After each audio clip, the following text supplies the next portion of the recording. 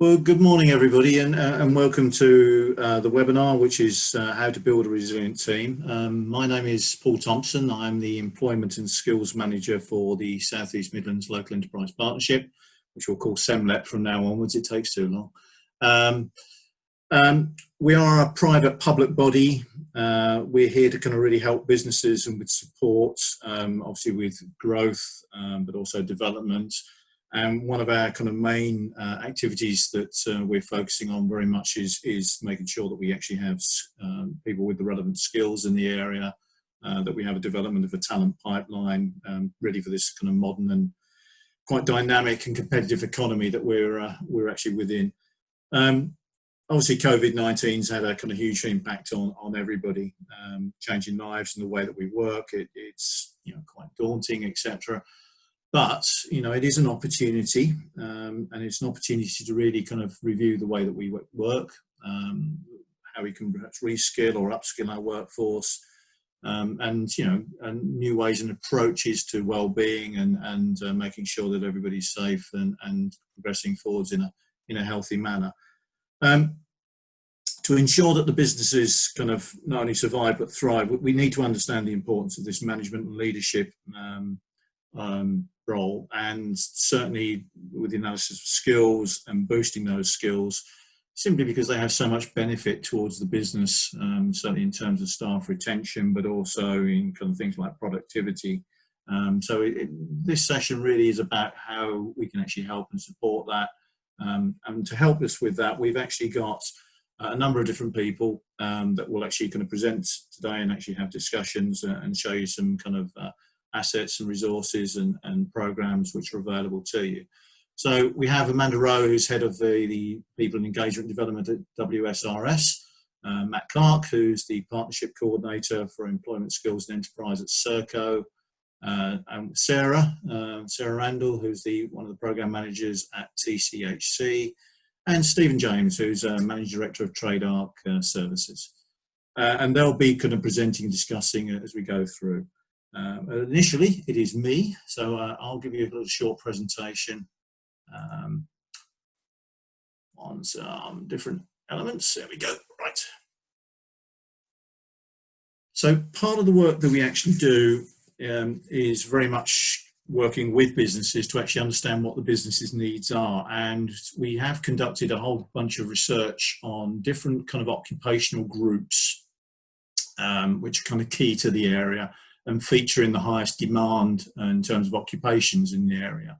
And now all the detail, etc., is available on our website. I don't propose to go through this.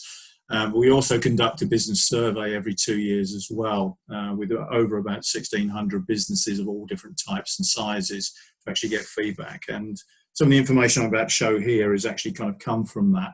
It's also feedback from the businesses as to what works and what they've actually done to address skills needs and actually can upskill, reskill. So when we talk to businesses, they talk about employability skills. And it's very interesting. I don't think we've had the same conversation twice really when we talked about employability skills as to what they are. Fundamentally, they come down to kind of 4 different elements. So basic skills, so things like literacy and numeracy, even basic digital now, which is obviously on the increase. Attitudes and behaviours, core competencies. Now, some people might call these transferable skills. They do get called soft skills. To be honest, we're trying to get away from that. They're not soft, they're vital. And, the order that these come up are actually listed here. Digital literacy is just moving up the list, as you can imagine, with COVID-19. It's really come into the focus, but it has been a challenge before that. And then we get into the technical and vocational skills, so perhaps skills more specific and relevant to a role or an occupation. I have to say, very rarely do businesses mention qualifications. Not to say they're not important, it's just that all these other things are far more important in terms of the world of work and daily kind of business.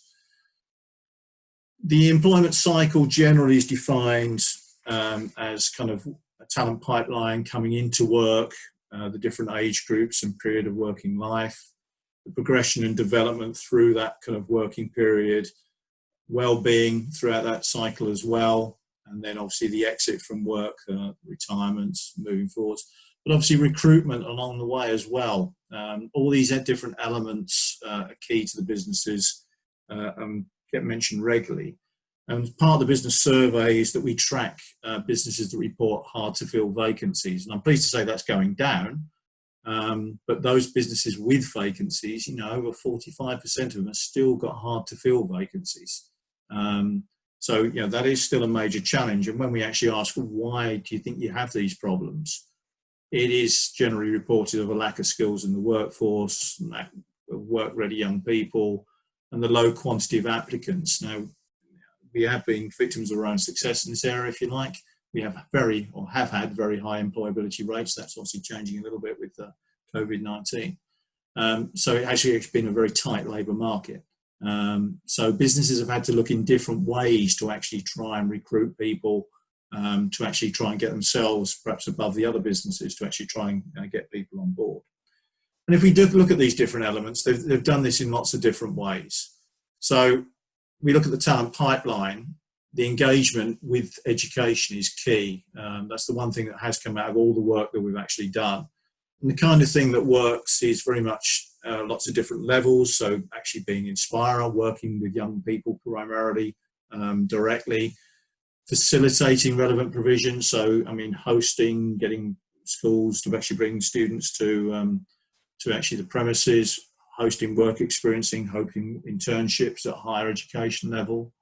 Acting as an enterprise advisor, so we run the Careers and Enterprise Company program, actually getting one-to-one guidance to a school in terms of how they can integrate more with the community and businesses, and informing us, telling us about needs and provision, attainment, so we understand what those needs are. And as I said before, we do have programs to actually help and support that.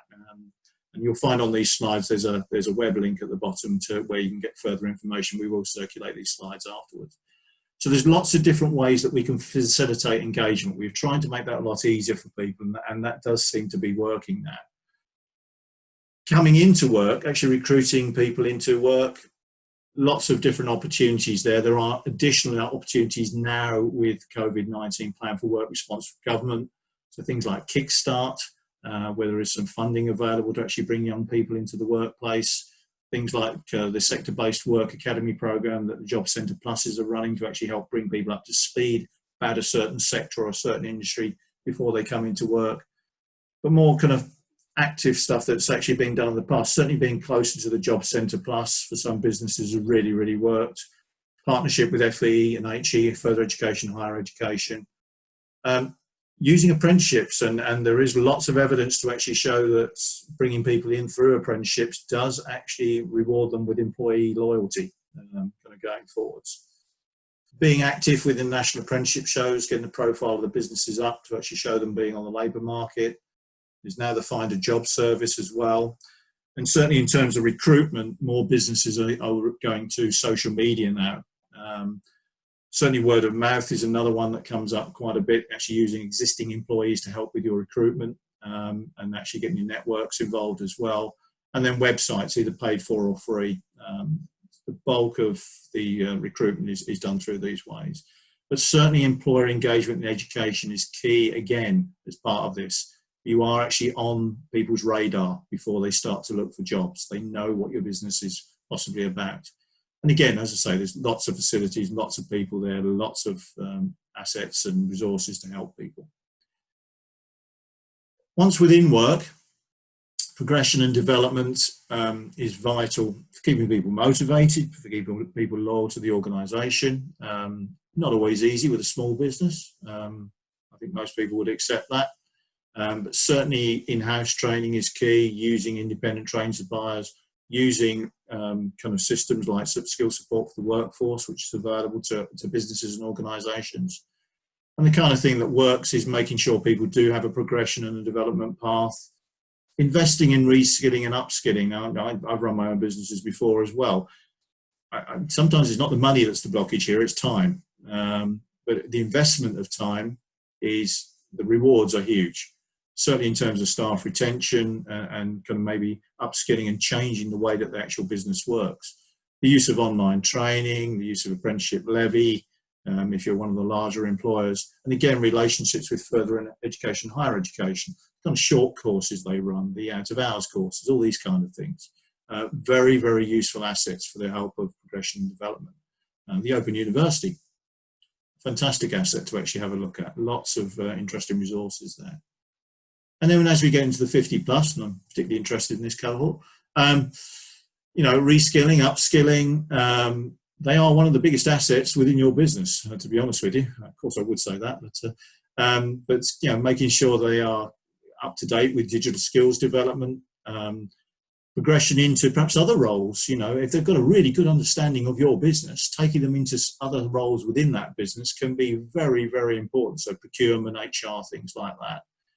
Helping to mentor other kind of younger members of the workforce coming through, prolonging their employment. You know, sadly with COVID, some people's pension schemes aren't going to be worth what they thought they were going to be worth. So actually taking some of these people and helping them, support them longer in work could be a really, really kind of useful thing. And actually when going out for recruitment, you know, looking for people 50 plus with a lot of experience, you know, certainly a very valuable kind of asset pool there of people that could really kind of strengthen your business. In terms of kind of physical stuff that we've actually got there to support businesses, we have kind of resources actually on our website, on the Growth Hub website. And there's two particular elements there. There's one where we've got some business employment support directory, lots of different elements within that you can actually go and have a look at. Links to different pages, etc., where you can go and get help and support for lots of different things. And we've also recently just put on another kind of directory of online courses. Obviously with lockdown, etc., and people being away from work and more at the desks, there might be some opportunity here to actually use these assets to actually help skill, upskill and reskill people kind of going forwards. My contact details are there. They'll be actually on the slides when everybody receives them. So I hope that's been of interest. I don't know whether anybody has any questions at this stage at all before we move on.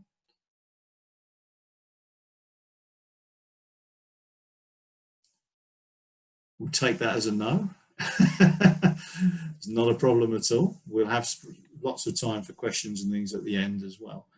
So if I can introduce Amanda then, the next stage. So this is our wellbeing support. Amanda, over to you.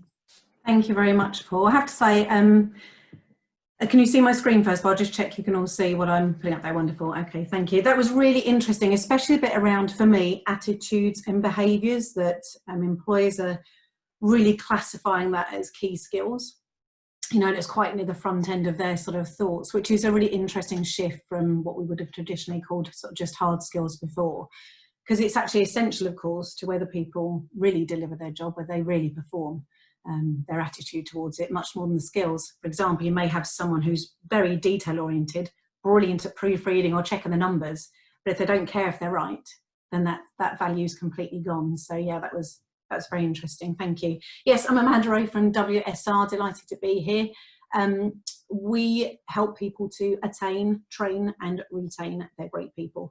And resilience, of course, has been a term used a great deal in business for a long time, but now more than ever, it's essential that we build resilient workforces and offer the support needed to ensure that our teams are resilient rather than just asking them to be more resilient. Resilience is the ability to recover from and adjust to difficult situations and challenges. And actually people's individual psychological resilience can be massively predicated at work on their environment there, on the engagement, the expectations that are set, the support and the infrastructure. So just 3 or 4 slides to run through with you.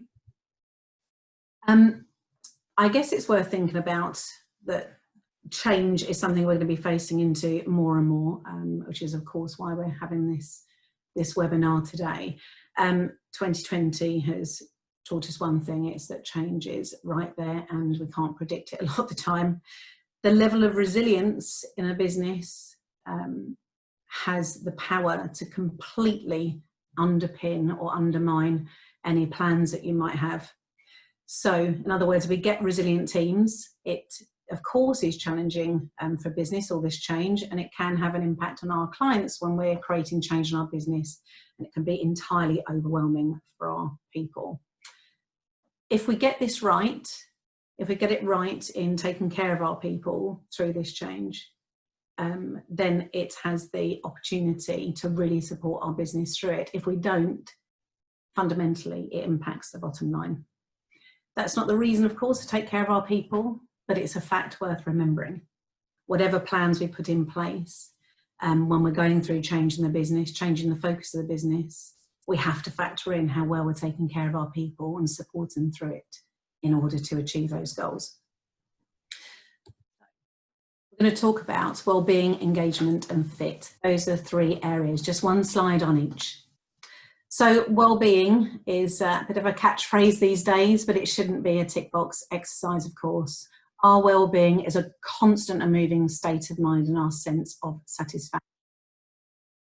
And for organisations that feel like they're doing great things around well-being, then brilliant, but it really does need to be tailored to the people in your organisation. It's very easy to get a sort of plan off the internet, and that's a great way to start perhaps, but really think about what well-being means to your people is essential.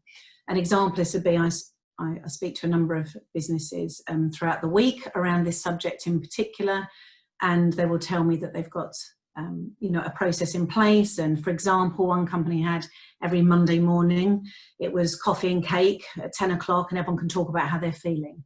Well, that probably didn't appeal to most people. They probably weren't going to go in and tell somebody about any medical problems of a physical nature. So they certainly weren't about to go in and discuss how they're feeling in a mental health capacity. So I think a lot of organisations trying to do the right thing, but we really have to think about what is going to engage our people. So well-being is how satisfied we are with our lives, our sense of purpose, and our overall daily experience, and considering how much time we spend in the business environment, be that remotely or directly. Clearly the work environment can have a huge impact on how people are feeling. There's 5 key criteria that impact our overall well-being, so it's worth thinking about that as an organisation when you're considering how you're taking or supporting the well-being of your people. Physical movement, learning something helps with our inner confidence. Supporting others helps with our sense of self-esteem. Being present, so our sense of feeling calm and so we can cope, and connecting people, and that's very much about our sense of belonging. So all of these things really feed into our overall sense of well-being. Now on these 3 slides, well-being, engagement and fit, you'll see those top 3 tips.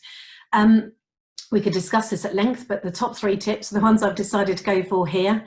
If you are creating or reviewing a well-being program for your organisation, ensure it's co-created. That means ensuring that we are talking to our people about what they really need and not sort of cut and pasting what we believe they might need. It needs to reflect the needs of their people, of your people, including you, of course. Secondly, ensure we are truly encouraging a culture of open communication. That means asking for feedback. That means asking for this program or this plan to evolve. It means saying we're changing direction, and it means accepting when we've not quite got it right and changing it. And the important part here is making mental health a priority. There are lots of people who will be struggling in the current global climate that we're in with a number of things that you couldn't possibly guess about, and nor could I. But ensuring that they know it's available for them to come and talk and they can feel safe to do that is essential. In fact, 3 key criteria at work for people to feel as if their well-being is taken care of, and that is to feel heard, i.e. you are listening to me, valued, whatever I say, you still value my contribution and my input, and safe, i.e. safe to speak up in the first place. Okay, let's move on to engagement.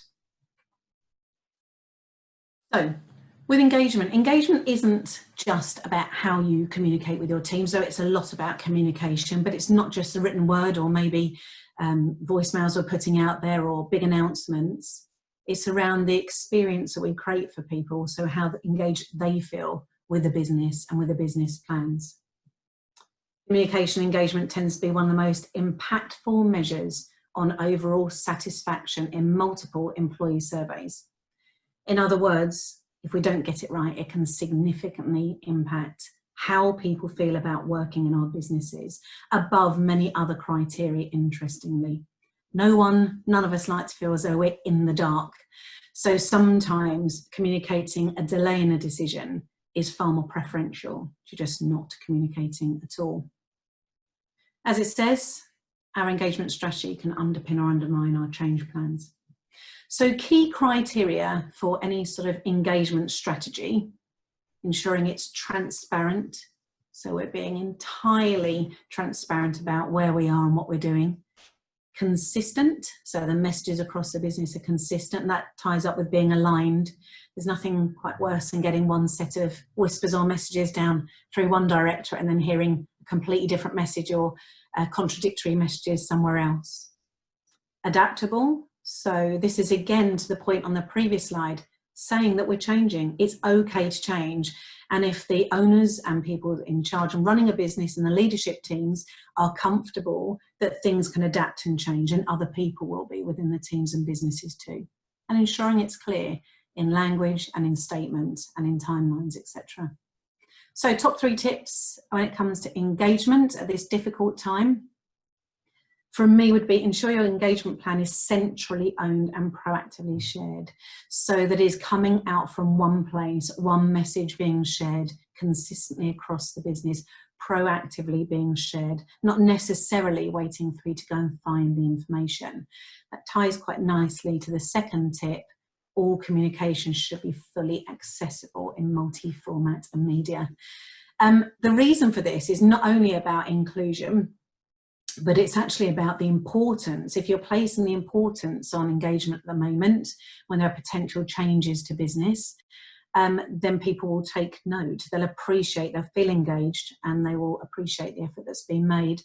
It's also essential to consider within this point people that are on furlough, people that might be in a pool, people that may be, under consultation, and people that are still operating fully in the business. Communications should be accessible to all people, despite what their accessibility may be to the shared drives, etc. And questions should be encouraged. We want people to be asking questions and ensure that they are engaged and they understand where we are in a business. Okay. And finally, we're talking about fit. Asking people to flex their focus, develop their skills, and respect and understand the changing needs of a business is going to be a common theme in the coming months, I should imagine. Doing this fairly and clearly and with the appropriate context will really have the impact of supporting how well people adjust, I guess. Now, some of the key benefits of this may sound obvious, but let's just walk through them. So we really think about how important this is, that we're getting the right fit, that we are thinking about who is doing what in our business, thinking about how we're not just considering what the business needs to achieve, but how we achieve it by the people we have. Key benefits of getting the fit right in a business is a true sense of purpose for the individuals, optimized performance, which of course helps the business and clients as well as your people, engagement, again, people back engaged with the business, retention of your good staff, and not just today, your retention in the long term. People remember when they've been treated well. They remember when they understood, where they're engaged well. It doesn't just help retention, actually, it can help acquisition when the time's right too, when you've got a really good internal NPS score. And the customer impact, of course. For our customers, if our people are happy with what they're doing, then it does play a part in impacting our customer service as well, and the way their interactions go. So top 3 tips here: inclusion of company vision and culture, ensuring that what we're doing, the changes we're making, we're really thinking about how that supports the company vision and culture, and that we're sharing that back with our people so they understand why we're making these changes. There's a sort of consistent time as to why we're doing what we're doing, why we're asking them to upskill, why we're asking them to consider different roles, why we're needing to make those changes. So be clear with the success criteria. What do we now need to make happen for the business, for our customers? What is it essential that we do to protect our businesses? Where are we struggling and where do we need to make change? Be fair, transparent and open with people. They're much more likely to be on board and want to take part in this successful transition. And I'd say this last point is I should probably put it at the top: review your leadership strategy. Start here. we cannot assume that because we have leaders in our business, that they are without needs, that they are comfortable with managing change, that they are familiar with the nuanced and best ways of doing this. So keeping them engaged, allowing them to have exposure to upskilling, to support from HR, etc., is going to be key. Start with leaders, ensure that they fully are on board themselves, because they are the people that will be communicating through and actively demonstrating what you want to be getting out of the rest of your business and all of your people.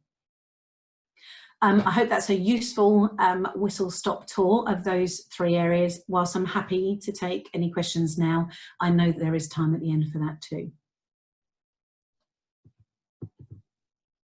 Thanks very much, all.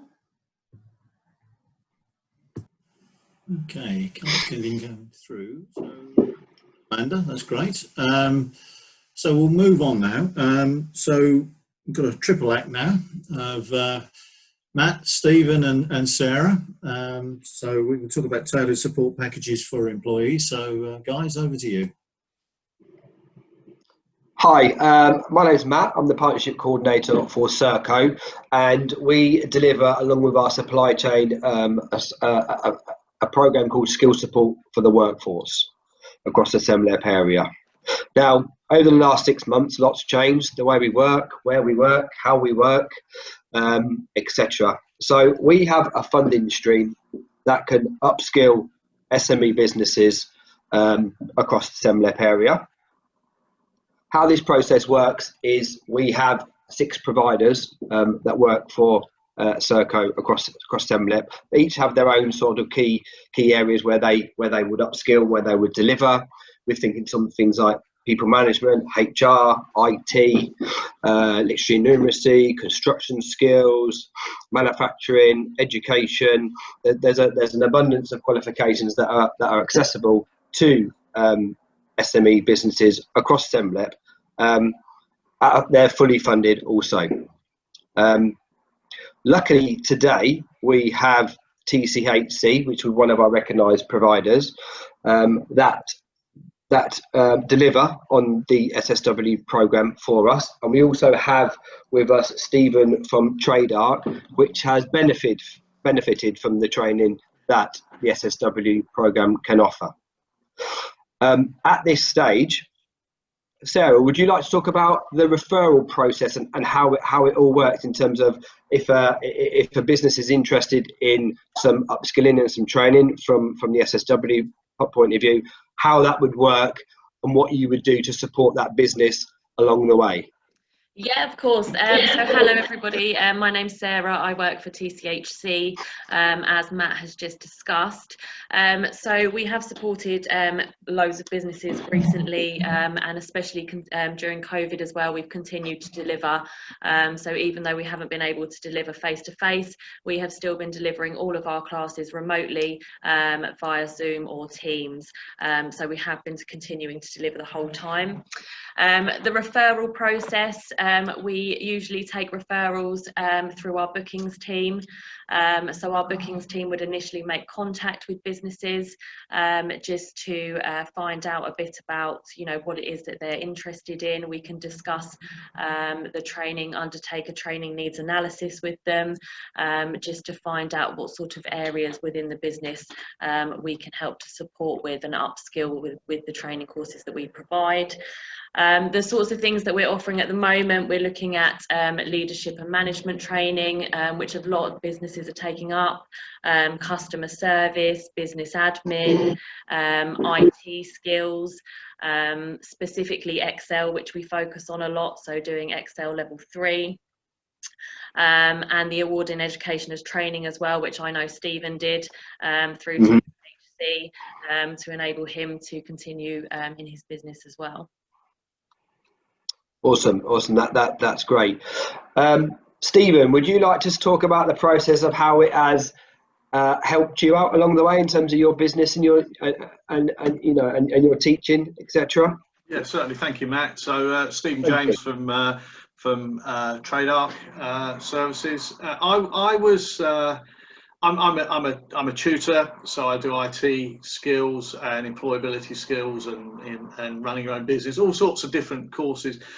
I was finding it was getting harder to get work because the qualification that I had is called Petals, which some of you might remember from years ago, and it seems to have fallen out of favour. It was a staff name in the first place, but anyway, as a qualification, it wasn't being recognised in the way, so it was costing me business. Now, I work through people like TCHC, through other agencies, colleges, etc. So I don't approach customers directly, and that was a barrier. And it was fairly clear that I had to do something about it, or I was going to be in big trouble. Very, very fortunate that when I was chatting to TCHC, they said, look, the new course, the one everyone's doing, is called AET, Award in Education and Training. I think we heard Sarah mention it, and that seems to have taken over and has certainly got the recognition. So I took it. My goodness, it was hard work. For someone who think, well, I do this every day, this should be a breeze. Well, it wasn't. It was an awful lot of hard work, and it was like going back to school. So I did. And it's worked. I now actually are doing some work for TCHC and a number of other places as well. So I'm very, very grateful. I don't know what I'd do without it, to be honest, Matt. Thank you. I mean, that's a little bit about the SSW program that we can look after SMEs within the SEMLEP area. It's a simple process. If businesses have a need to upskill within their staff, in different roles, different procedures, different ways of working, then we can make referrals directly. We would then obviously go out to our supply chain, which is, we have 6 providers in the SEMLEP area, and we would tailor that provider with the correct SME so they get that support. It's usually a very quick turnaround. It's usually no longer than 48 hours, which a provider would then make contact with the SME and then range for that training needs analysis, which can bring out other training needs possibly within that business, and then we can look at starting the process. Another thing that I want to talk about today, Sarah, which you might be able to help out with as well, is where we're talking about skill support for the workforce, we also have a substream of our funding, which can look at people that are being made redundant or people have been made redundant. What, in terms of your SSR courses, Sarah, what are the most popular courses coming out at the moment? So at the moment with SSR, we have been doing a lot of work recently with redundancy customers. I personally have been doing a lot of employability, so looking at CV writing, especially where we've had people that are becoming unemployed after working in companies for the last 15-20 years, looking at CV writing with them to enable them to move forward in getting a new job. Again, interviews. Recently we've looked at creating an interview workshop for video interviews as well, because obviously we understand that a lot of people are being interviewed over Zoom, for example. So we have created workshops as well around that, which has proved very useful. And then also probably the most other popular one is IT skills that we find with redundancy customers, upskilling in IT and just making sure that they've got those qualifications on their CV moving forward to enable them to get back into work. Awesome. That's great. I think from a personal point of view, some of the referrals that we've had that's come through to us, there's a lot of people that maybe have been doing a certain job for a certain amount of years but don't have that qualification to be able to put on their CV. So obviously we're doing a lot of work around actually getting that individual or those businesses those qualifications to be able to move forwards in terms of their employment. Thank you very much. We're open to any questions. I'd like to thank, obviously, Sarah from TCHC for joining us at short notice, but thank you so much. Thank you. And obviously, Stephen from Trade Art, thank you for joining us as well. To give you an overview of what skill support for the workforce is and an overview of what skill support for redundancy is. We are here, we have our contact details. We are here to look at SME and their individual needs. My contact details will be on the end of the slides, as Sarah's will. Please get in contact with us. If we can help you, then we would love to. Thank you. Any questions?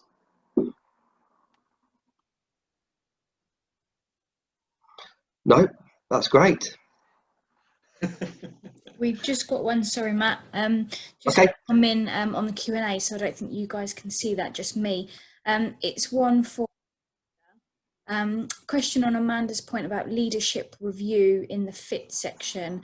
any advice on how to communicate the importance of team resilience and employee retention, as well as support to the management from the owners and leaders of the business? Sorry, so any advice on actually bringing the leadership up to speed, were you saying, on the message? Any advice on how to communicate the importance of team resilience and employee retention from management, from owners? Yeah, absolutely. So most people, whilst we want to be talking about resilience in terms of people's well-being and actually taking care of them, it doesn't hurt to show it in that three-pronged approach I was talking about earlier, which is, this is what it could do for our business if we get it right, if we do okay, or if we do it poorly. This is the impact it's going to have on our customers, our clients, if we do it really well, if we do it okay, if we do it poorly, and this is the impact on you, the population. And I think once you start looking at it in that three-pronged effect, it can actually be quite impactful for people, because depending on who is within your teams, they will be either very centric towards customers because their role, or they may be very commercial and be thinking about the bottom line, or they may be way more thinking about their personal teams. So yes, that is the way that I would approach it, and the way I have always approached it in leadership, to really make sure that it hits in a way that could resonate with all of your people.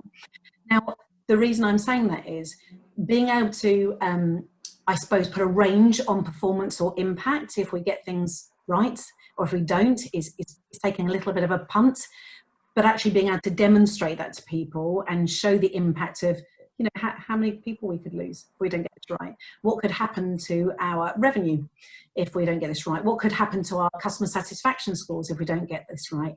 Being able to demonstrate it in those terms, so you're showing a very rounded view of it.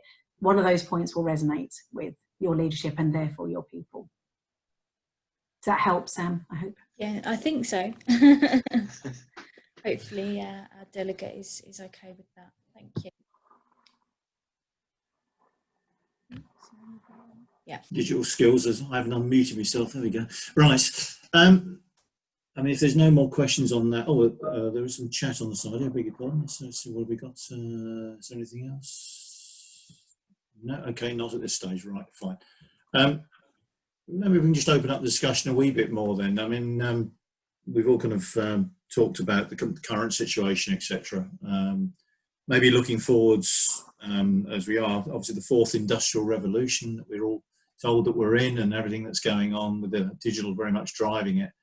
I mean, going forwards, where do we see the importance of the kind of all of this within that? I mean, certainly the thing I hear constantly from when we did the research with certainly the small and medium enterprise businesses was the fear of staff retention, and actually looking after staff and making sure they kept them. And one of the reasons given for not doing skills development was the investment of time and money actually in that skills development and worrying about somebody leaving. I mean, Stephen, I don't know what your views are on that as a business person. I mean, that's... Well, we've put my business partner Sean through the enterprise skills course, and to train her up in how to run a business. And so you might think, oh, in that case, she'll be off then, she'll go and start doing her own training. And that hasn't happened, and it's not going to. But what it has happened, the benefit I've received from that is that we can take the business forward in a better way, where she understands what's really going on and the implications of what we're doing in business.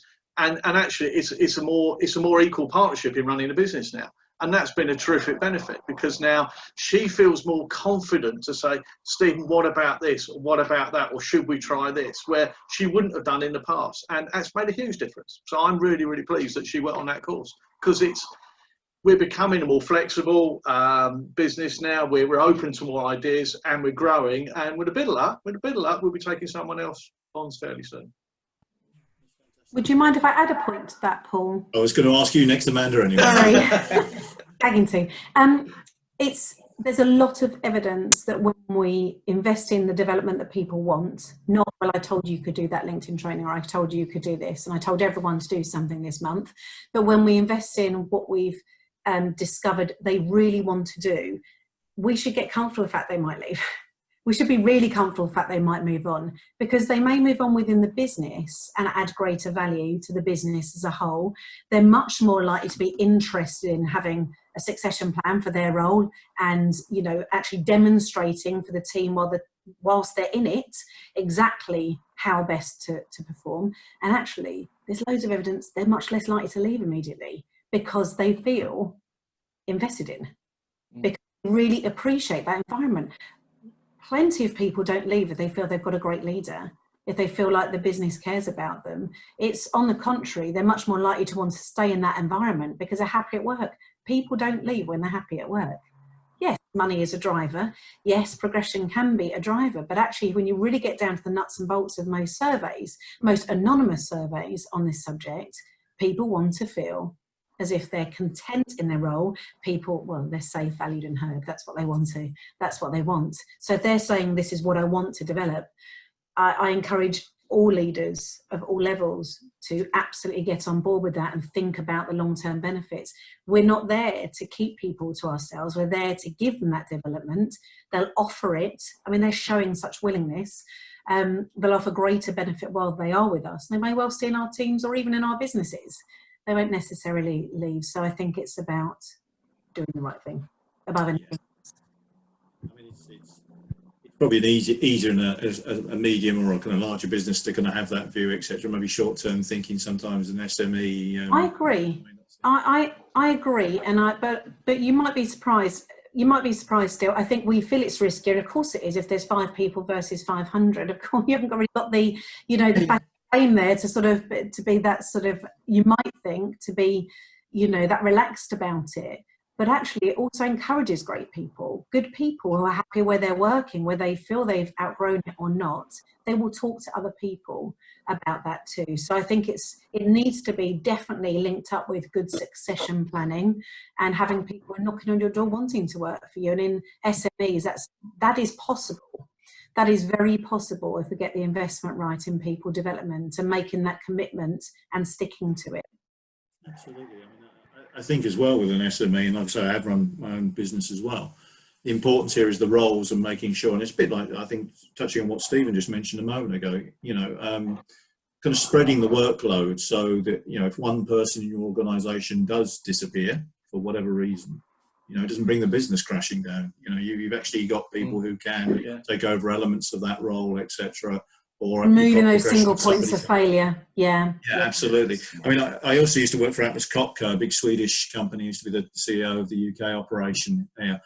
One of our KPI was the progression of people outside of your business unit, and you were measured on that, and you were told to take pride in it, and absolutely I did. You know, and I think that is something to be encouraged. The other thing I'll say is a little anecdote thing. We took some students from a school into one of the businesses in the Cranfield Innovation Centre a few months back ago now, just to kind of sort of site visits, show them how business works and things like that. And we actually, one of the students asked the owner of the business what was the most successful thing he ever did in business. And his answer was, I bought a pool table to put into the office. And he said it changed immediately the work environment, how people could have a visit. And he said also it made me realise I need to do other things as well. So I always remember that. That's brilliant. Brilliant. Yeah, I think so. I think so. I mean, the other thing I'd ask the group as well, I mean, benefits of bringing young people into your organisation. What do we think?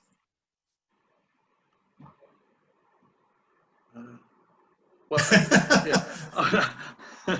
I think I clearly it's just not applicable for Trade Arc as it stands. But thinking back to my past life, what you do get with young people is an energy and an enthusiasm if you've got the right one, and that's always good because it will rub off just on the atmosphere around.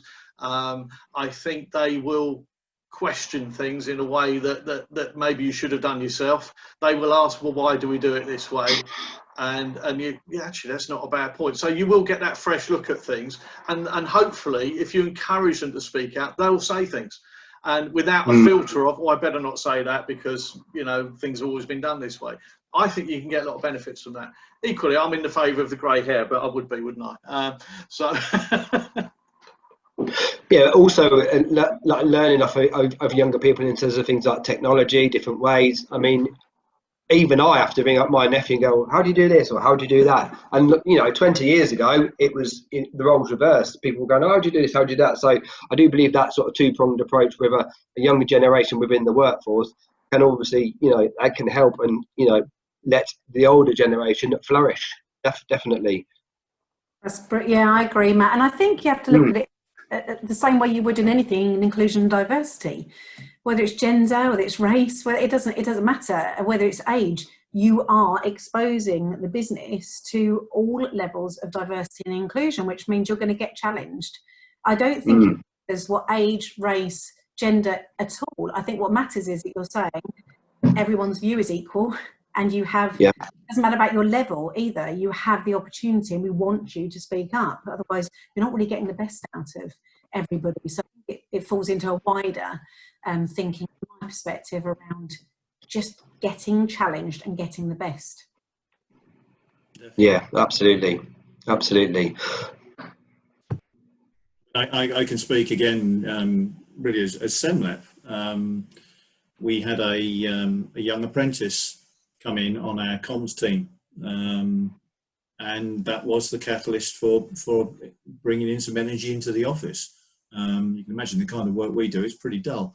You know, actually having somebody like that kind of come into the office, and the great thing there is, you know, a progression path has been put in place for her as well through apprenticeships. So she came in at a level 3 apprentice, I think it is now. She's now working on level 4 apprenticeship, kind of taking her through. And I have to say that the work that she contributes to the organisation as well is superb, absolutely superb.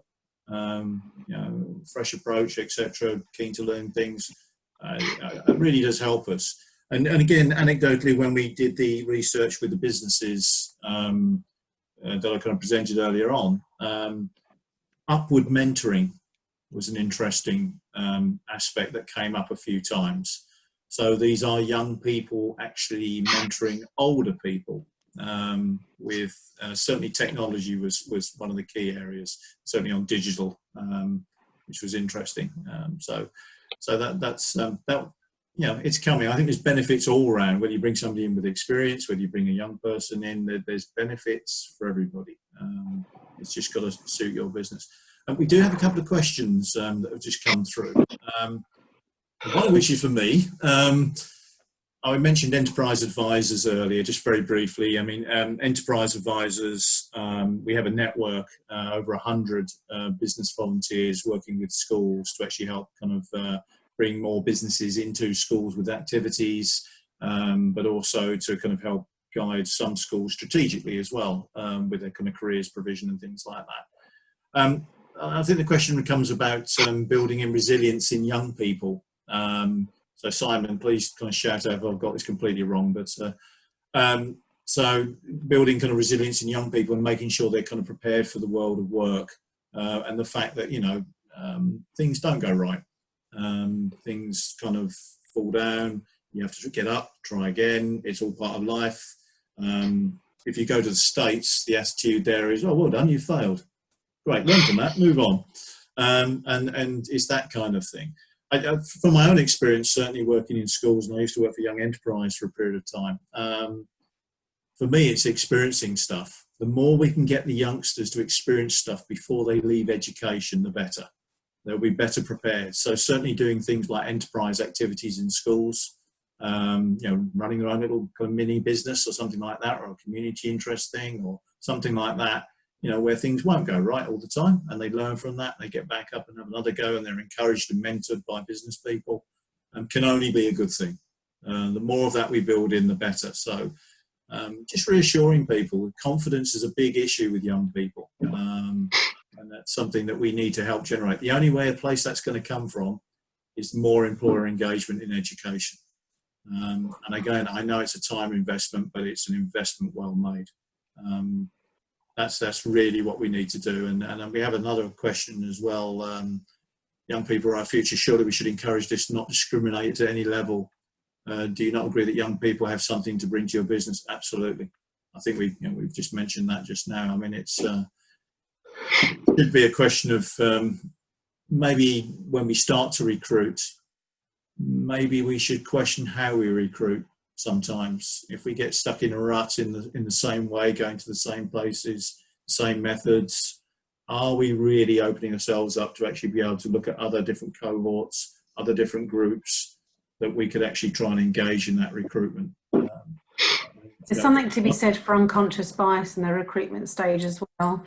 And, it's something we certainly look at as an organisation supporting with, because unconscious bias by the very definition is unconscious bias.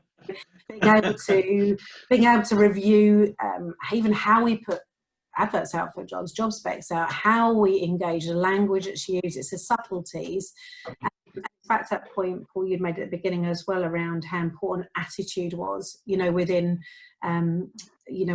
what's classed as a skill set, being able to focus more on that and less on what could be potentially unconscious biases. There's something to be said for a really good review of the recruitment process. I know we've found success in that with some of our clients, but it really does make a difference because we get into quite habitual ways of doing things. And just being open to the concept that we will have unconscious bias is important in order to not to discriminate and to ensure that net is cast widely but appropriately to anyone who could be great for the organisation, your culture or your roles. It's a trap that we can all fall in very easily with the unconscious bias. I mean, like you say, it's unconscious. It just happens. Kind of opening things up, I think, has huge benefits. And diversity, inclusivity in the workplace as well, as with young people, just adds a totally different dynamic to what you've actually got and what you actually work with. It's actually really, really quite rewarding and beneficial. Any other comments on that at all before we kind of bring the meeting to a close? No? Okay, well, in that case, we'll move on. I mean, if I can just say thank you to all the kind of speakers and the panelists. Thank you for your time. Really appreciate that. Hopefully it's been a benefit for our delegates as well, people who have attended. If anybody has any other feedback or any further questions, you can always email us at the Growth Hub. And we'll make sure that you have the contact details for that kind of going forwards.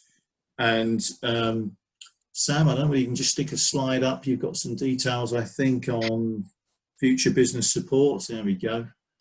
Almost as if we rehearsed this. There we go. Yeah, so oh, hang on, stop moving around. There we go. So we actually do have a kind of peer networks kind of program that we're actually kind of leading on at the moment, really to kind of help and support your businesses. So this is people talking to other business people around lots of different kind of topics and subjects. I mean, you can see some listed on there: HR to sales. Certainly HR, sales and marketing, again, were three of the most mentioned things by businesses in terms of needs of support and a bit of guidance kind of going forwards. So, I mean, they're operated for a year. We're looking for kind of groups of at least 5 employees, businesses to contribute who have at least got 5 employees with a turnover of £100,000. And it's really just getting these business people together to actually kind of talk about these things. So we can, if you're interested in that kind of thing, then please get involved with us. The more people we can get talking together, the better. It will help everybody.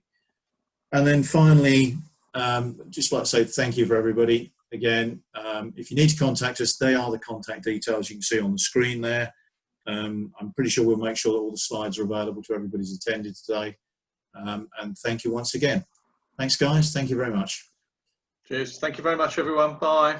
Thank you. Bye-bye. Thank you. Bye. Bye-bye. Bye. Thank you.